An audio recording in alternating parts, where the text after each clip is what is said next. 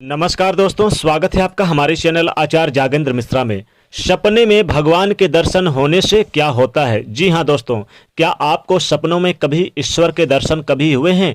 क्या आपको भगवान श्री कृष्ण के दर्शन सपने में हुए हैं? अथवा आपको इष्ट देव या जिस भी देवी देवता को आप मानते हैं, क्या उनके दर्शन आपको सपने में हुए हैं? अगर हाँ, तो इस वीडियो को आप जरूर देखें।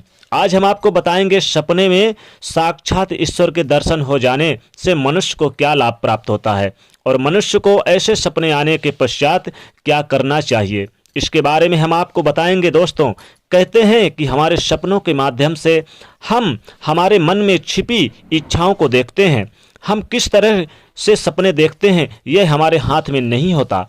हमें किसी भी प्रकार के सपने आ सकते हैं। कभी कभार हमारे सपने बिल्कुल ही निरर्थक होते हैं, तो कभी कभी हमारे सपनों में ईश्वरीय संदेश या संकेत छिपे होते हैं। हमारे प्राचीन ग्रंथों और पुराणों में भी सपनों को महत्वपूर्ण माना गया है और सपनों में अलग अलग चीज़ों को देखने का भी अलग अलग अर्थ बताया गया है। ऋग्वेद और अथर्ववेद में भी सपने देखने तथा उनका हमारे जीवन पर क्या प्रभाव पड़ता है, इसका पूरा अध्याय है। इस काल में सपनों को एक यानी कि भ्रम तथा माया माना जाता है। दूसरी ओर सपनों को ईश्वर की ओर से भविष्य काल में घटित होने वाली घटनाओं की पूर्व सूचना मानी जाती है। हम अक्सर संकट के समय ही ईश्वर को याद करते हैं, भगवान श्री कृष्ण को याद करते हैं और मंदिर मंदिर घूमते हैं। मंदिरों में ईश्वर के दर्शन आसानी से हो जाते हैं, लेकिन फिर भी इंसान की यही कामना होती है कि काश कभी ईश्वर के साक्षात दर्शन हो जाए, तो जो कि बहुत ही मुश्किल काम होता है। आपने अक्सर अनुभूत किया होगा कि हमारे सपनों में हमारे घर, पेड़ पौधे यानी इंसान, पशु पक्षी, हमारे बुजुर्ग और यहाँ तक कि मंदिरों के भी दर्शन हो जाते हैं। सपने में हम अक्सर कई देवी देवताओं के दर्शन कर जाते हैं। अक्सर हम मंदिरों में इकट्ठे वहाँ बैठे सारे लोगों के दर्शन करते हैं। वहाँ पर बड़े बुजुर्गों का, अपने घर परिवार का और भूत प्रेत यानी कि अनेक प्रकार के डरावने सपने भी देखते हैं, लेकिन परंतु मंदिर में विराजमान ईश्वर के दर्शन नहीं हो पाते। सपनों में हम मंदिर देखते हैं, उसमें उससे जुड़ी यानी कि अनेक वस्तुओं को देखते हैं, परंतु मंदिर में कई प्रकार के लोगों को देखते हैं। यहाँ तक कि पूजा पाठ, मंत्र उच्चारण और आरती भी दिखाई देती है। वहाँ पर बैठे हमें मूर्तियाँ दिखाई देती है, लेकिन साक्षात प्रभु श्री कृष्ण के दर्शन नहीं दिखाई देते, परंतु हमें ईश्वर नहीं दिखाई देते, क्योंकि ईश्वर को देख पाना इतना भी आसान नहीं है। सच्ची श्रद्धा और भक्ति से ईश्वर प्रसन्न हो जाते हैं, परंतु दर्शन नहीं देते हैं। और यदि दर्शन भी दे देते हैं तो यह निश्चित रूप से हमारे पापों का निवारण होता है। भगवान के साक्षात दर्शन हो जाएं, इसके लिए पुरातन काल से ही तरह तरह के यज्ञ, जप, तप, उपवास और तपस्या की जाती है। यहाँ पर महाभारत, रामायण और अन्य प्राचीन ग्रंथों में भी कई बार इस तपस्याओं का उल्लेख मिलता है, जिनसे भगवान के साक्षात दर्शन प्राप्त करने तथा उन्हें प्रसन्न करने का वरदान प्राप्त किया गया है, जिससे साक्षात्कार कहा जाता है। लेकिन वो तपस्या कोई सामान्य तपस्या नहीं होती थी कि जिनको कोई भी सामान्य व्यक्ति करता हो, बल्कि वर्षों तक चलने वाली वर्षों चलने वाली कठोर तपस्याएं होती थी, जिन्हें हर कोई नहीं करता था। कोई विशेष अद्भुत व्यक्ति, वो यानी व्यक्तियों वाला ही व्यक्ति इन तपस्याओं को कर पाने में सक्षम होता था। लेकिन आज के कलयुग में मनुष्य साक्षात प्रयासों से भी ईश्वर के दर्शन कर सकता है, हमारे मुरली मनोहर श्री कृष्ण के दर्शन कर सकता है।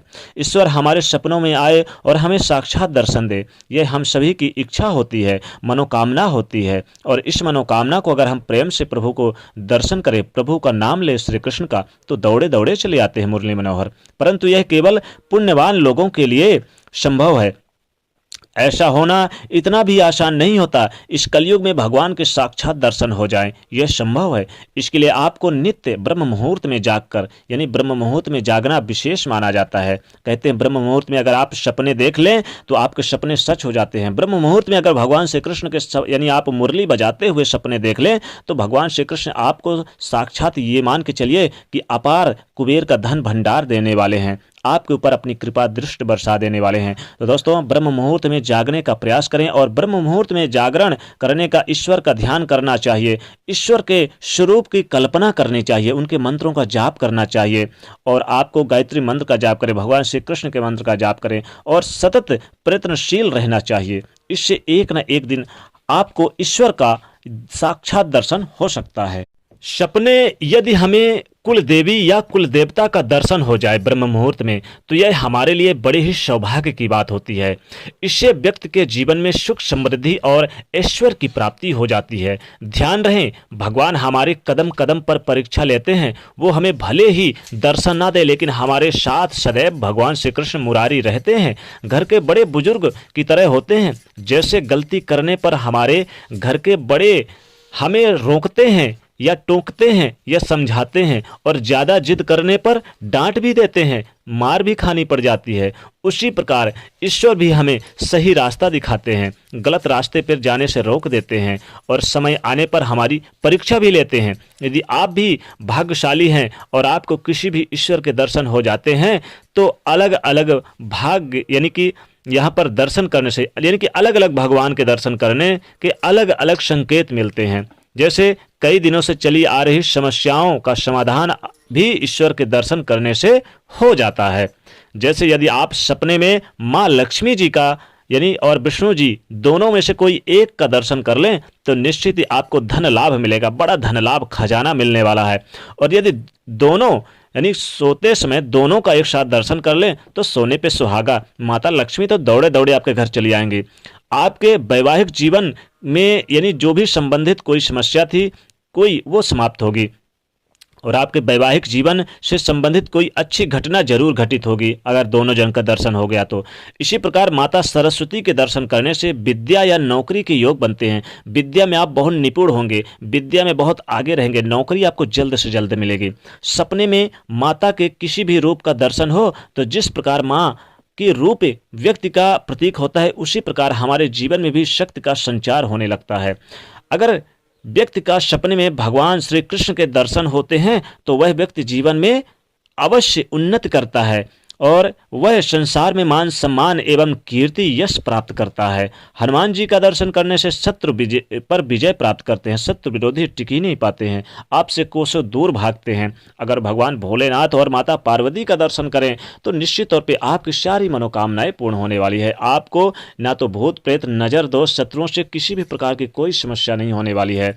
खासकर अगर आप वैकुंठ का दर्शन कर लें, स्वर्ग लोक का दर्शन कर लें, तो ये मान के चले कि आपके साथ कुछ अच्छा होने वाला है, जीवन में सुख सुविधाओं को प्राप्त करने वाले हैं। दोस्तों, भगवान के ऐसा करने से आपकी दरिद्रता चली जाती है, धन की देवी लक्ष्मी प्रसन्न होती हैं। तो दोस्तों, भगवान श्री कृष्ण के दर्शन करने से भी बहुत लाभ होता है। तो दोस्तों, हमने आपको बताया कि सपने में भगवान के दर्शन करने से क्या क्या फल मिलता है। तो कमेंट बॉक्स में सच्चे दिल से जय श्री कृष्ण अवश्य लिखें और जाते जाते वीडियो को लाइक जरूर करिए। नए तो चैनल को सब्सक्राइब करिए और इसे शेयर करिए। जय श्री कृष्ण।